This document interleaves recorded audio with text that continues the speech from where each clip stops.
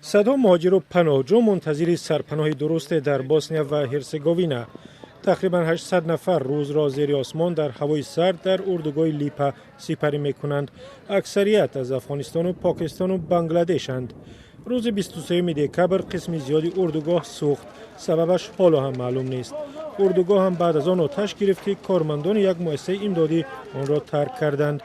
سربازان حالا پناهگاهی نوی دارای برق و گرمی میسازند. پناهگاه کامل نیست و معلوم هم نیست که مهاجران را آنجا میبرند. وقتی مقامات به اردوگاه رفتند، ساکنانش با طلب شرایط بهتر اعتراض کردند. ما عدالت میخواهیم. حقوق ما را رعایت کنید. لیپا را در اصل همچون پناهگاه موقتی ساختند. بعضی از قسم‌های اردوگاه از ساختار امین ماند، ولی ساکنانش به نشان اعتراض در بیرون میخوابند. آنها میخواهند که به پناهگاه نوی مناسب برای زمستان گذرند.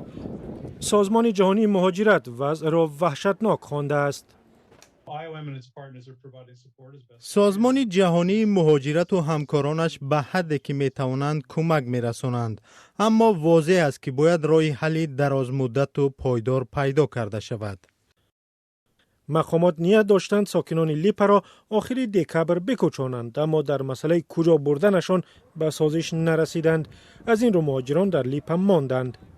در چند سال گذشته ده ها هزار مهاجر در راه به سوی کشورهای اروپای غربی و بوسنیا وارد شدند. بسیاری از آنها در این کشور درماندند. اتحادیه اروپا برای کمک به مهاجران به بوسنیا 95 میلیون دلار داد. بعد از آتش گرفتن اردوگاه بیشتر از 4 میلیون دلار دیگر وعده کرد.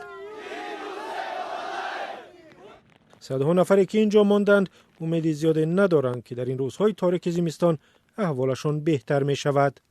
سلام، اگر خط و خبر میخواهید ما داریم. نوید بامدادی، سرخط خبرها، اخبار تاجیکستان و جهان، گزارش ها و تحلیل ها. چی میگذرد و چرا؟ دانستن فهمیدن است. ضمیمه یا اپ ما را بگیرید.